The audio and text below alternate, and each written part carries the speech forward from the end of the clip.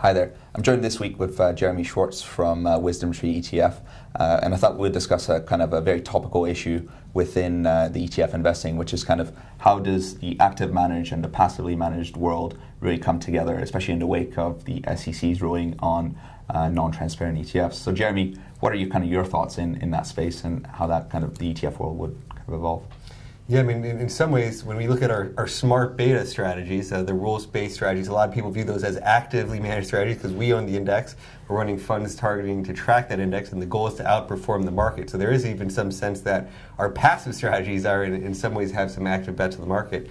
But when you think about true active ETFs, we're also participating in that market in the U.S. We are the second largest ETF provider of active ETFs. Now there we're focusing on fixed income and alternatives.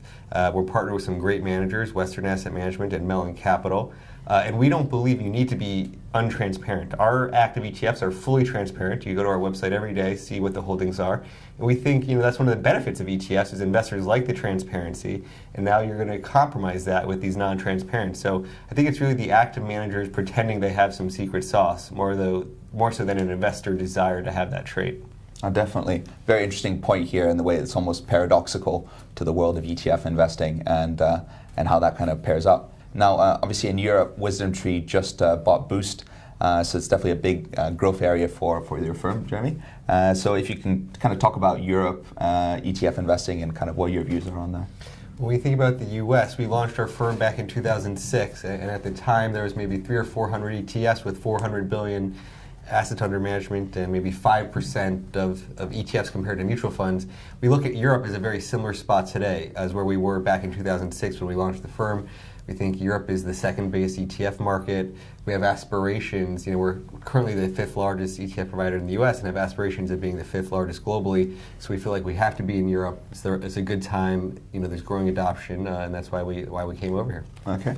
And what do you think are some of the challenges really with Europe ETF investing? Because the assets haven't really been able to crack kind of all aspects of the market.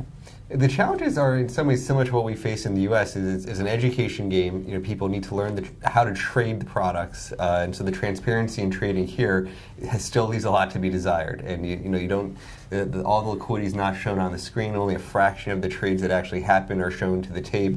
So I think as that trading becomes more transparent and people can understand how to get in and get out of these funds, I think you'll get growing adoption of the funds over time. So thank you very much for coming in this week. I think we discussed a lot of interesting points, and have a nice week.